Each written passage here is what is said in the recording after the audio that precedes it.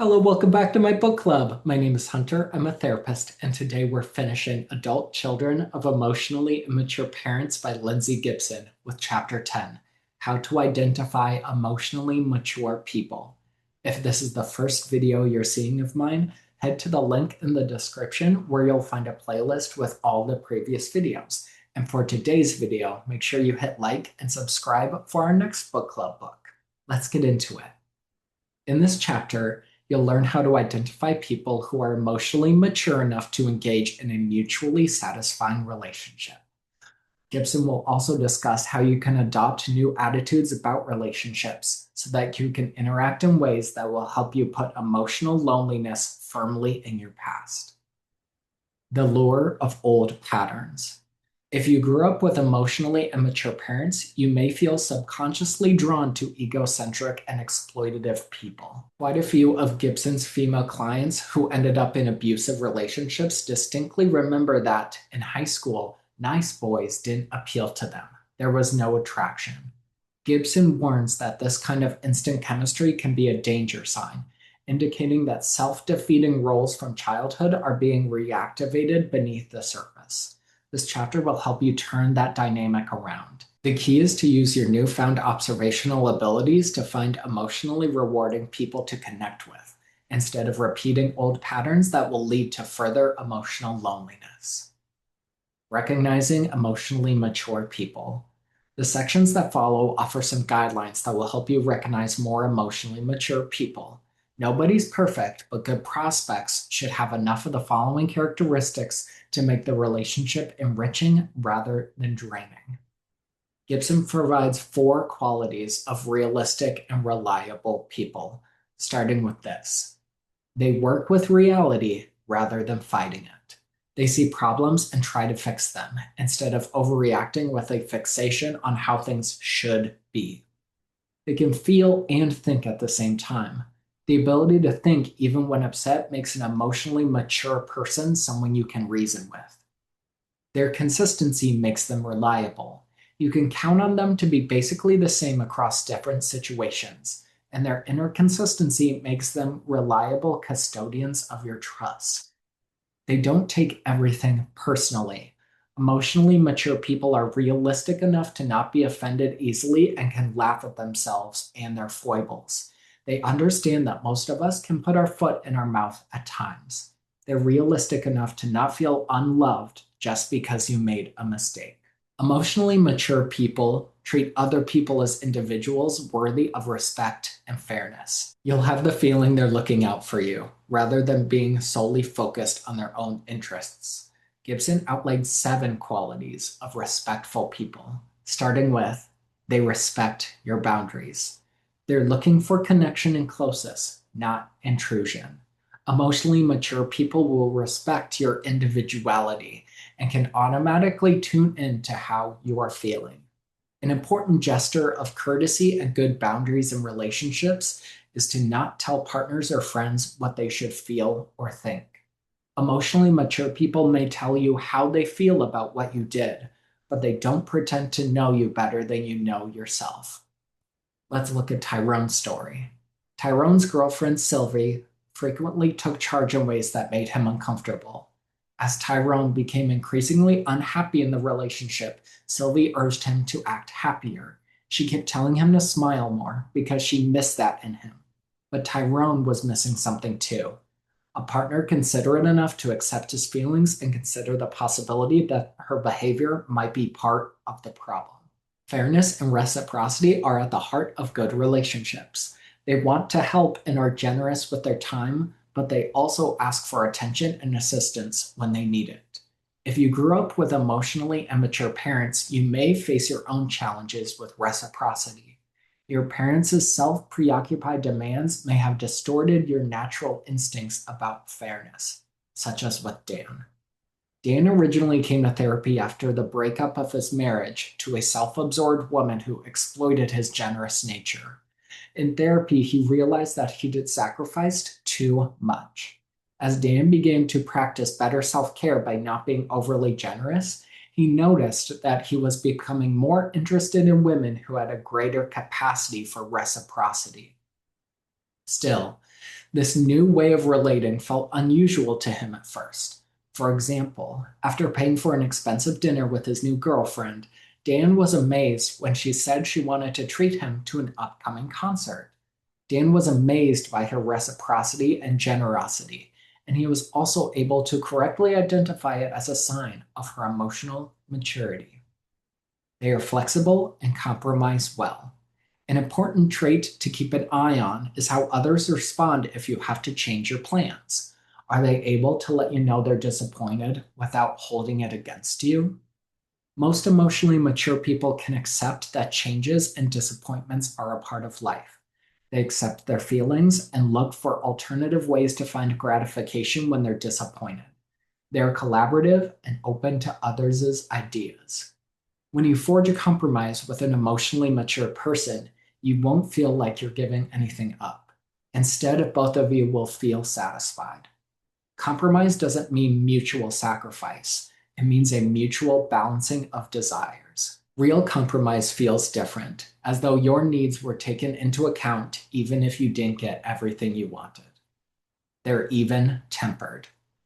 People who have a short fuse and expect that life should go according to their wishes don't make for good company. If you find yourself reflexively stepping in to soothe someone's anger, watch out. More mature people find a sustained state of anger unpleasant, so they quickly try to find a way to get past it. Less mature people, on the other hand, may feed their anger and act as though reality should adapt to them. Emotionally mature people will usually tell you what's wrong and ask you to do things differently. They're willing to take the initiative to bring conflict to a close rather than giving you the silent treatment. That said, people typically need some time to calm down before they can talk about what made them angry, regardless of their emotional maturity level. They are willing to be influenced. Emotionally mature people have a secure sense of self. They don't feel threatened when other people see things differently. So when you have an insight to share with them, they listen and consider what you tell them. They may not agree, but they'll try to understand your point of view. Men are especially prone to rejecting a partner's input since they're socialized to be self-assured and to resist undue influence. Unwillingness to consider someone else's point of view indicates emotional immaturity and a rocky road ahead. They're truthful. Telling the truth is the basis of trust and a sign of a person's level of integrity. You can count on an emotionally mature person to be genuine and forthcoming when honesty really counts. They apologize and make amends. Emotionally mature people want to be responsible for their own behavior and are willing to apologize when needed. This kind of basic respect and reciprocity mends injured trust and hurt feelings and helps maintain good relationships. When you tell people that they've hurt or disappointed you, observe their response. Do they just defend themselves or do they try and change? Do they apologize just to appease you or do they understand and care about what you felt? Let's take a look at Crystal's story.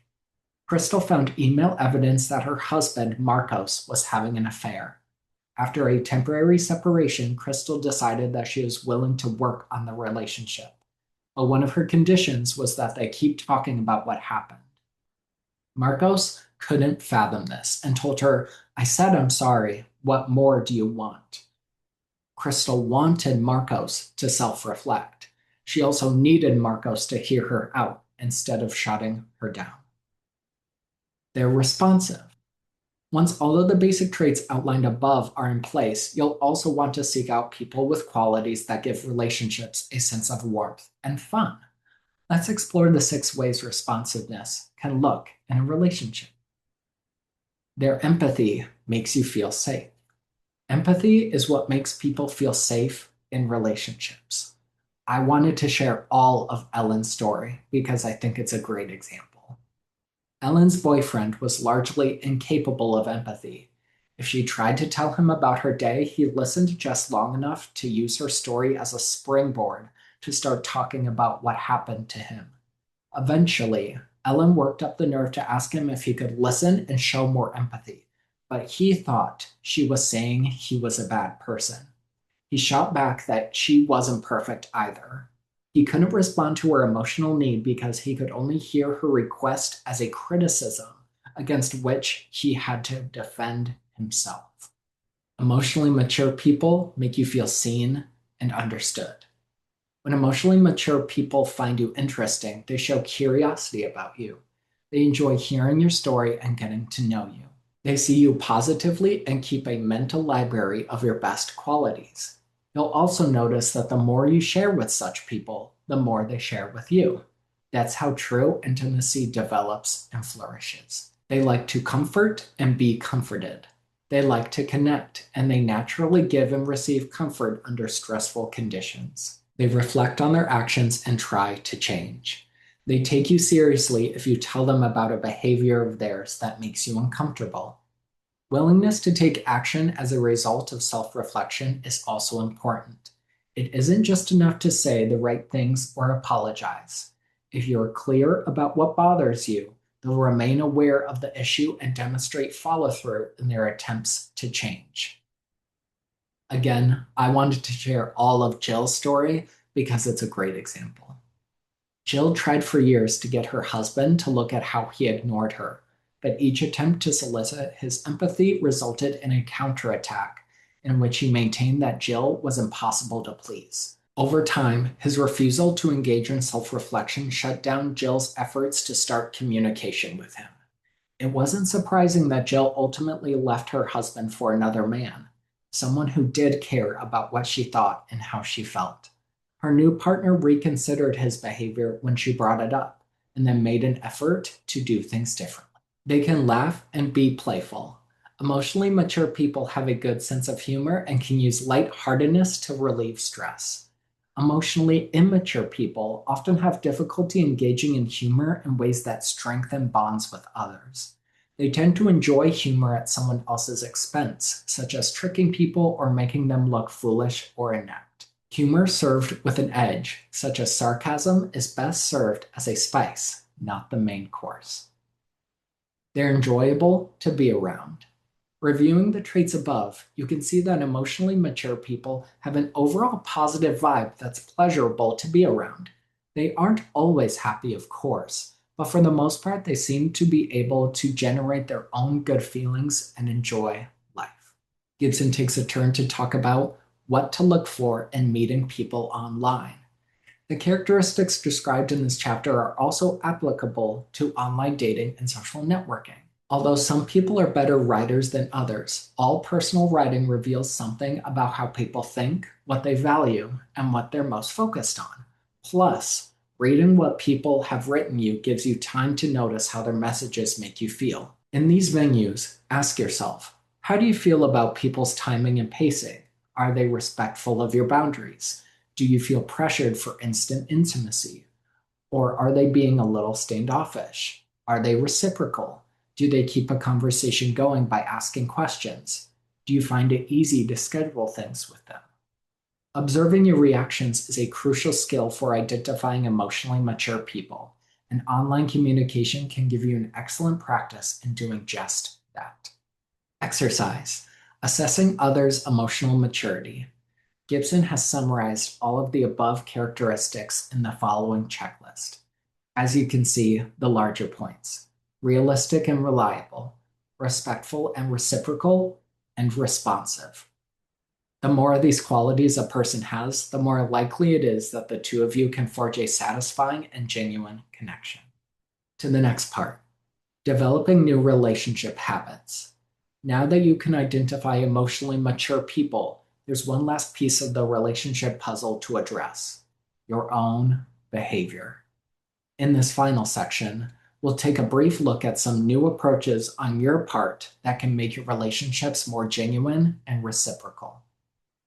In this exercise, exploring new ways of being in relationships. Let's create a profile of emotional maturity that you can work toward.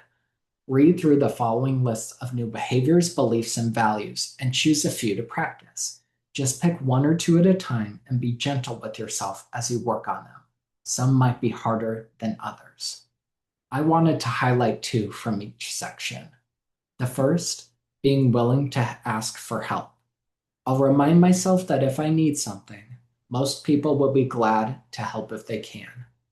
I'll use clear, intimate communication to ask for what I want, explaining my feelings and the reasons for my request. The second part, being myself, whether people accept me or not. When I state my thoughts clearly and politely without malice, I won't try to control how people take it. I won't volunteer for something if I think I'll resent it later. The third, sustaining and appreciating emotional connections. I'll think of myself as a strong person who deserves to give and receive help from my community of friends. Even when people aren't saying the right thing, I'll tune into whether they're trying to help me. If their effort makes me feel emotionally nurtured, I'll express my gratitude. The fourth, having reasonable expectations for myself. I'll keep in mind that being perfect isn't always necessary. I'll get stuff done rather than obsess over getting things done perfectly. When I make a mistake, I'll chalk it up to being human. Even if I think I've anticipated everything, there will be outcomes I don't expect. The final, communicating clearly and actively, seeking the outcomes I want. I won't expect people to know what I need unless I tell them. Caring about me doesn't mean they automatically know what I'm feeling. I'll be thoughtful to other people, and if they aren't thoughtful in return, I'll ask them to be more considerate and then let it go. Finally, the summary. This chapter outlined common attributes of emotionally mature people so that you can recognize such people more easily. Now that you know what emotional maturity really looks like, you'll be able to look for what you want and be comfortable observing others until you find it. As you reflect on your emotional strengths and capacity for connection, you'll find that the keys to happier relationships have been within you all along. What I got from this last chapter was this. If all you've ever known is emotional immaturity and self-involved behavior, it'll feel bizarre to experience healthy behavior. It's definitely a process and requires a support system. As Gibson will say in the epilogue here shortly, it is well worth it. The last part of our book, the epilogue. Understanding your past and embarking on a new future can be a bittersweet process. Working through a difficult past makes things in the present more real and precious. And as you come to understand yourself and your family fully for the first time, you are likely to appreciate life like never before. Gibson's hope is that this book has brought you not only some understanding of yourself and your loved ones, but also some relief and the freedom to live more on the basis of your genuine thoughts and feelings. People who engage in self-discovery and emotional development get to have a second life. As one person said, I now know exactly who I am. Others aren't going to change, but I can change. There's no reason you can't have a happy life starting right now.